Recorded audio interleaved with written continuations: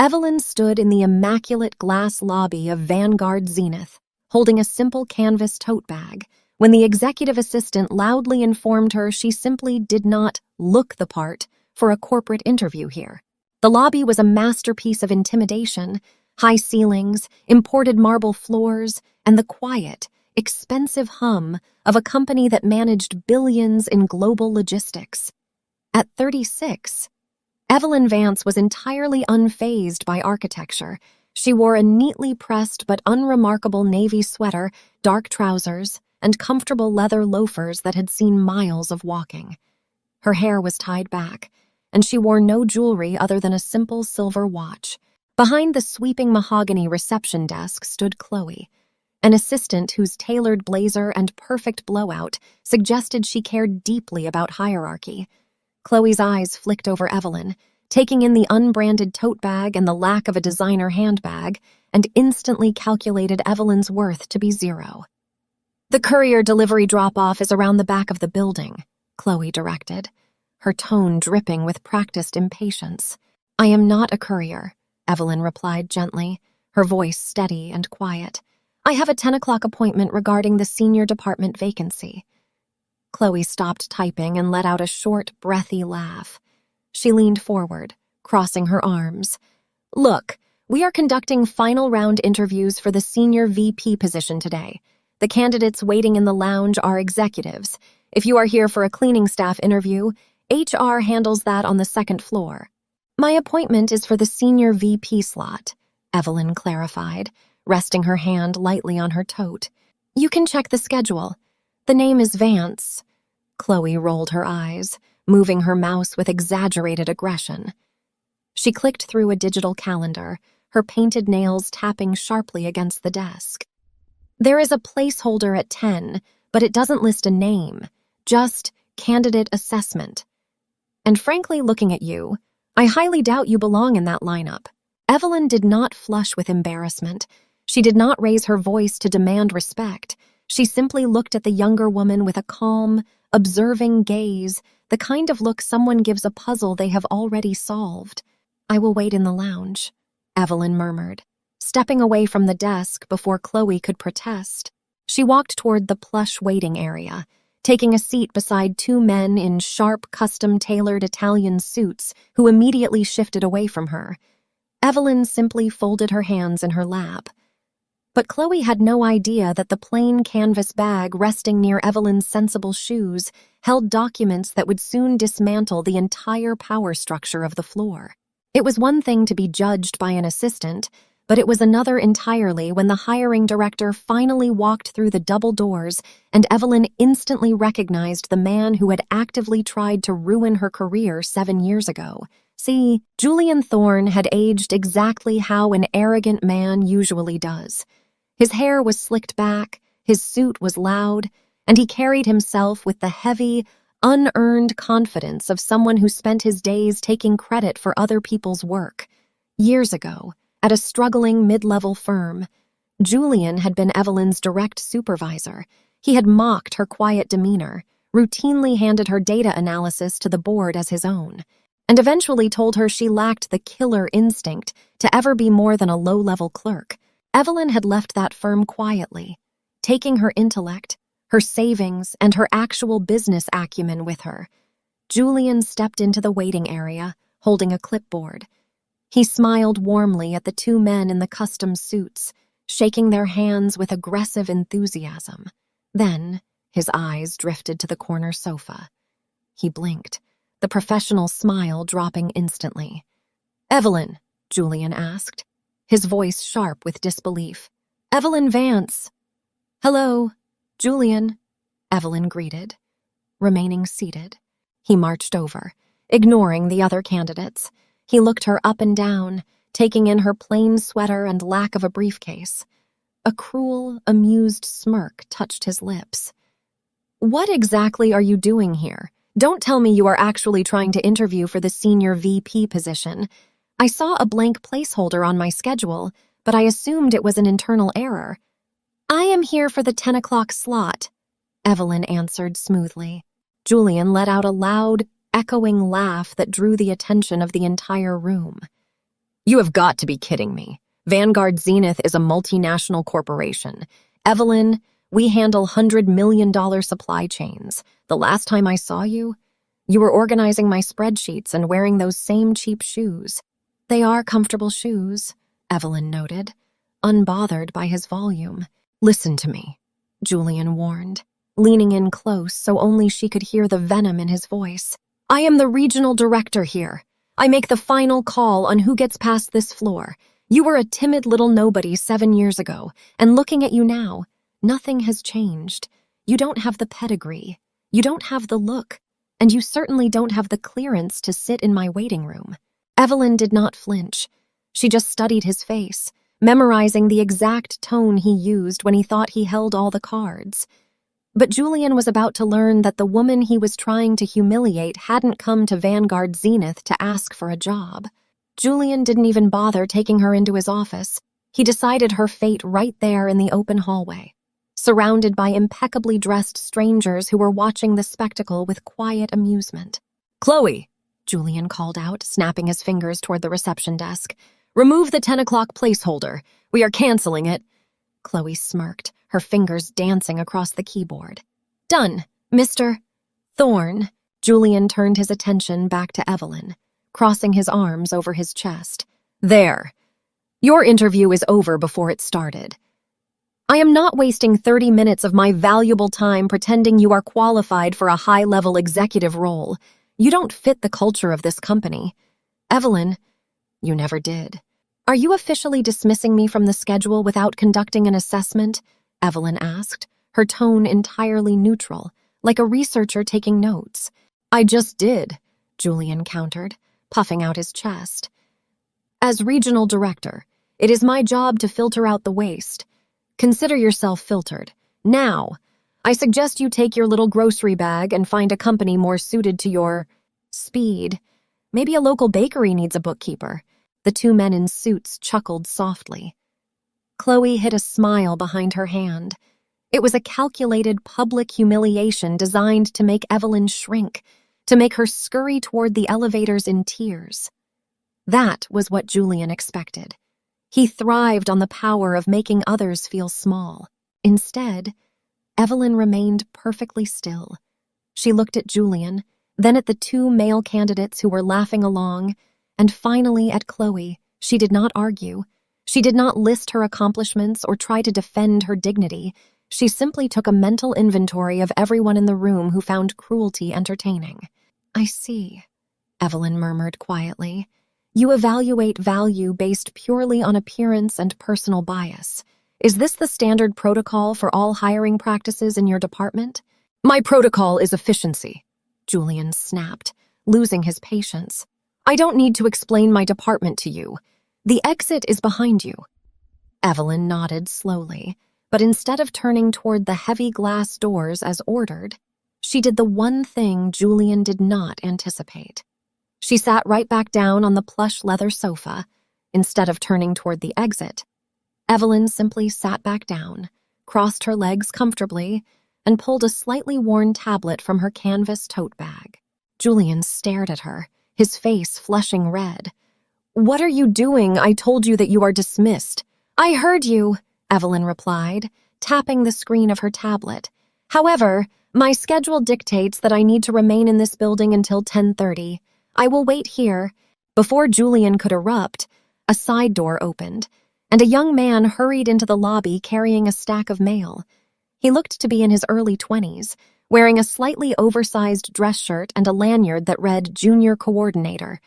He noticed the tense atmosphere immediately, his eyes darting between Julian's furious face and Evelyn's calm posture. Seeing Evelyn sitting alone, clearly ostracized from the group, the young man walked over tentatively. Excuse me, ma'am, he whispered, offering her a chilled bottle of water from a small tray. Would you like something to drink while you wait? Evelyn looked up, genuinely surprised. Thank you. What is your name? Liam, he answered softly, glancing nervously at Julian. Liam, Evelyn repeated, accepting the water. Do you usually handle hospitality for the executive lounge? No, I work in the mailroom downstairs, Liam admitted, keeping his voice low. But I saw you sitting here, and, well, Mr. Thorne usually leaves people waiting a long time. I just wanted to make sure you were okay. It was a tiny, inconsequential gesture, but to Evelyn, who had spent the last 2 hours watching people parade their status and cruelty, Liam's quiet decency was glaringly obvious. He had nothing to gain from offering a glass of water to a woman who had just been publicly rejected. Julian, however, noticed the interaction. He marched over, snatching the mail stack out of Liam's hands. "What are you doing fraternizing with rejected applicants?" Julian hissed. "Get back downstairs before I write you up." Liam swallowed hard, nodding quickly. "Sorry, Mr. Thorne," as Liam hurried away. Evelyn watched him go. She then looked down at her tablet, opening a secure, encrypted application. She typed Liam's name into a blank document, saving it to a file. Then, she looked back up at Julian, who was now vibrating with anger. Her quiet defiance was about to push him completely over the edge. Julian, enraged by her refusal to shrink away, decided that rejecting her wasn't enough. He was going to have her physically escorted out like a common trespasser. "This is your last warning, Evelyn," Julian threatened, pointing a finger directly at her face. "You do not work here. You are not interviewing here. If you do not stand up and walk out of those doors in the next 10 seconds, I am calling building security to throw you out." The lobby fell dead silent.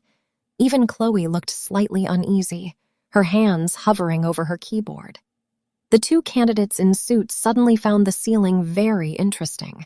Wanting no part of the escalating scene, Evelyn checked the silver watch on her wrist. It was 10:25. "I would strongly advise against calling security. Julian," Evelyn warned gently, "it will only make this process much more complicated for you." Julian let out a harsh breath, his ego completely overriding any sense of caution. "Chloe," he barked, "call the guards. Tell them we have a vagrant in the executive lounge refusing to leave."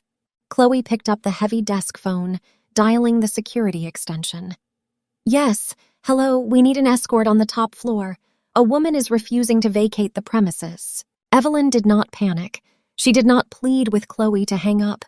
She simply took a sip of her water, placed the bottle carefully on the glass coaster, and reached back into her canvas tote bag. She had given Julian every opportunity to show a shred of professionalism. She had given the entire floor a chance to demonstrate the corporate culture. They had failed, completely and spectacularly. "Julian," Evelyn stated, her voice dropping the polite cadence she had maintained all morning. It was now sharp, commanding, and heavy with authority. "Since you have decided to skip the interview process, I think it is time we move directly to the final evaluation." Julian scoffed, looking at the elevator doors, waiting for the guards. "You are delusional." But as the digital numbers above the elevator began to light up, indicating someone was coming up to the top floor, Evelyn pulled something out of her bag that made Julian freeze. It wasn't a resume. It was a thick, blue-stamped folder bearing the highest-level watermark of Vanguard Zenith's parent conglomerate. Evelyn didn't raise her voice when she opened the blue folder. She simply placed it flat on the glass coffee table, letting the heavy, embossed seal catch the morning light. Julian's eyes dropped to the table. He recognized the seal immediately. It was the crest of Meridian Holdings, the massive private equity firm that had quietly purchased Vanguard Zenith 2 weeks prior in a closed-door acquisition. No one below the C-suite level had even seen that specific blue stamp in person. "Where did you get that?" Julian demanded, his voice suddenly losing its booming confidence. He took a half-step forward, his brow furrowing in confusion. "That is classified internal audit material. Did you steal that from your current job?" Evelyn ignored his question. She looked over at the hallway where the mailroom clerk had disappeared. "Liam!" she called out, her voice projecting clearly. Liam peeked his head out from the copy room, looking terrified. "Could you do me a favor, Liam?" Evelyn asked smoothly. "Could you please use the wall phone and page Arthur Sterling? the chief operating officer. Tell him the 10 o'clock placeholder is ready for him in the lobby. Chloe let out a sharp gasp from the desk. You cannot page Mr. E. Sterling. He is in a closed-door transition meeting with the new ownership board. He gave strict orders not to be disturbed. Page him anyway, Liam, Evelyn instructed. Julian marched toward the table, reaching out to snatch the blue folder. I don't know what kind of stunt you are pulling, Evelyn, but I am confiscating this. You are in serious legal trouble. Before his fingers could brush the cardboard, Evelyn placed her hand firmly over the file. She didn't move aggressively, but the sheer, immovable weight of her posture made Julian freeze. I would not touch that, Julian, Evelyn warned, her eyes locking onto his. Unless you want your termination to be a matter of federal corporate theft rather than just basic incompetence. Julian blinked, his hand retracting instinctively. The absolute certainty in her voice sent a cold spike of panic down his spine. At that exact moment, the private executive elevator chimed, and the heavy brass doors slid open. Security had not arrived. Instead, the chief operating officer stepped out, and he looked entirely out of breath. The elevator doors chimed, and when Arthur Sterling, the COO of Vanguard Zenith, stepped out into the lobby, his eyes didn't search for Julian, or the candidates, or the receptionist. They searched frantically for the woman in the faded navy sweater. Arthur was a man who usually commanded a room the second he entered it, but right now, he looked visibly pale. He straightened his tie, bypassed Julian completely, and hurried over to the corner sofa where Evelyn was calmly packing her tablet back into her canvas bag. Ms. Vance, Arthur breathed, stopping a respectful 3 feet away. I am so incredibly sorry. The board just informed me you were conducting a floor-level audit this morning. If I had known you were in the building, I would have been down here to receive you myself. The silence that fell over the lobby was absolute. It was so quiet you could hear the hum of the air conditioning vents. Julian stared at Arthur, then at Evelyn, his mouth opening and closing without any sound coming out. Chloe had actually frozen with the desk phone still pressed to her ear. Arthur! Julian managed to choke out, his voice high-pitched and strained. What? What are you talking about? This is Evelyn. She used to do data entry for me. She's just an applicant. Arthur whipped his head around, staring at Julian as if the man had just lost his mind. Applicant Julian, are you insane?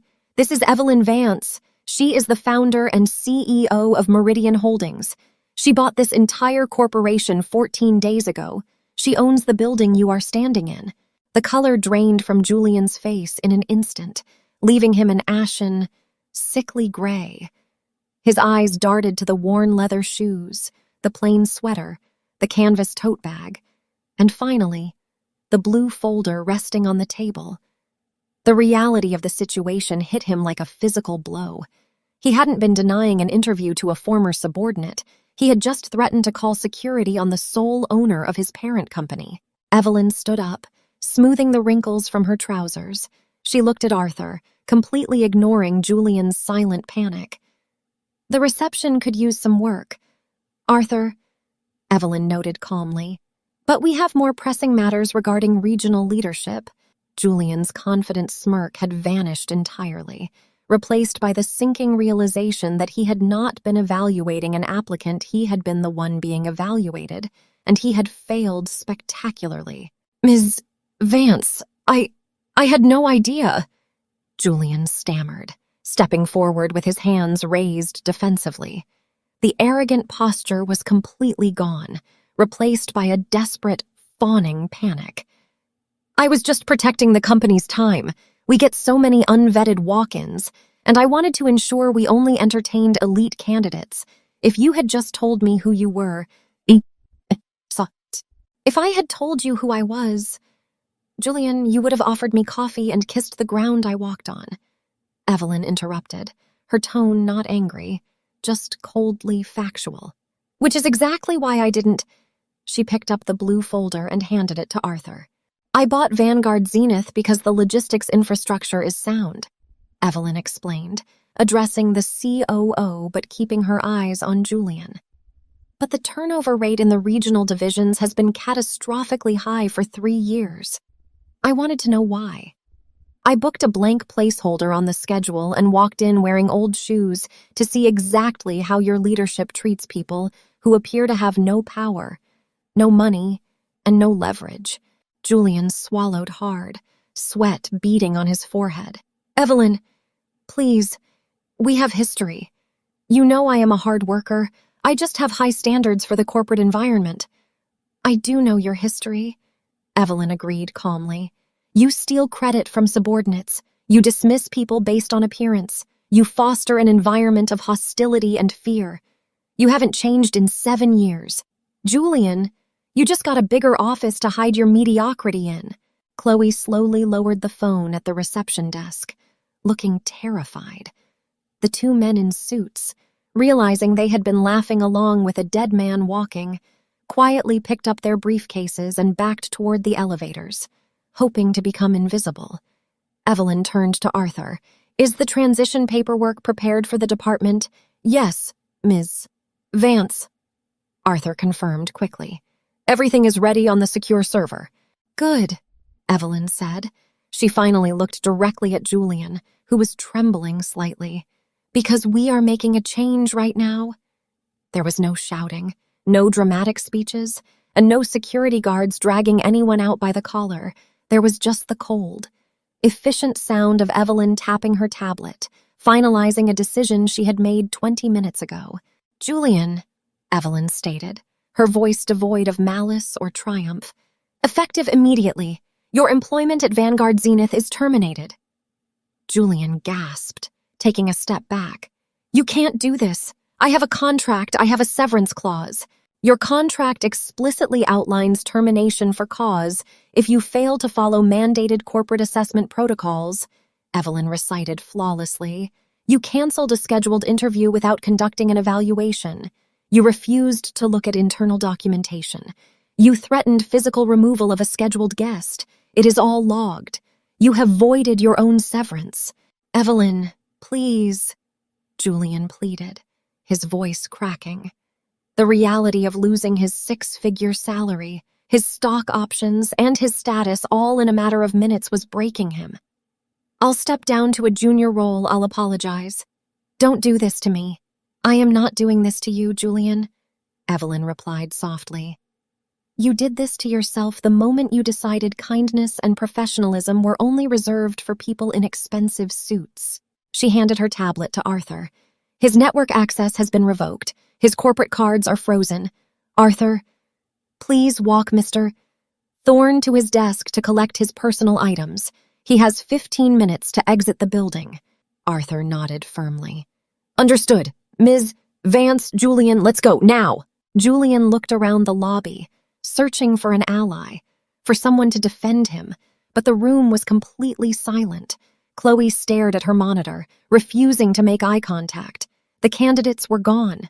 There was no one left to bully, no one left to impress. Defeated. His shoulders slumped. Julian turned and followed Arthur down the hallway, looking smaller than Evelyn had ever seen him. Evelyn turned her attention to the front desk. Chloe flinched visibly as Evelyn approached. Chloe, Evelyn said quietly, cancel the rest of the interviews for today. And tomorrow, you will report to HR for mandatory retraining on guest relations. If you ever speak to a visitor the way you spoke to me this morning, you will follow Julian out the door. Is that understood? Yes, ma'am, Chloe whispered, her face pale. Perfectly understood. When Julian finally walked toward the elevators, carrying a small cardboard box of his belongings, the lobby remained painfully silent. He did not look up as the doors closed, taking him down to the street level for the last time. Evelyn watched the numbers descend, feeling a quiet sense of closure. She had not come here for revenge, but she wasn't going to let toxic leadership rot her new company from the inside out. As she prepared to head to the executive boardroom, she noticed Liam standing near the copy room door.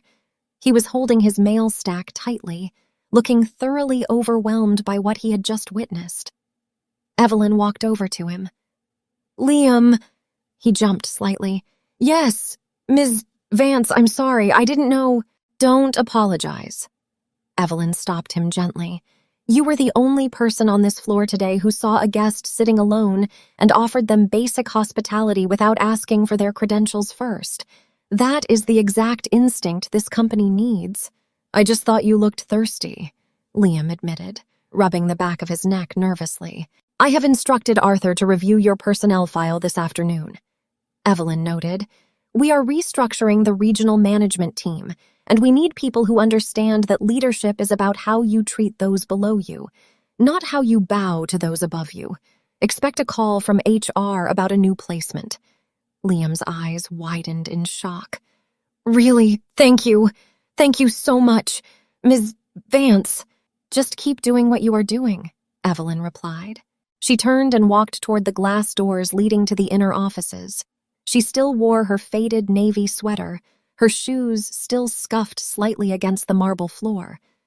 But as she walked past the front desk, the atmosphere in the room had fundamentally shifted. No one was looking at the clothes she wore or the simple canvas bag she carried. They were looking at the woman who had just silently rebuilt their entire world. Evelyn pushed open the doors and went to work. The building finally belonged to her, and she was going to make sure everyone inside it learned the value of looking a little closer.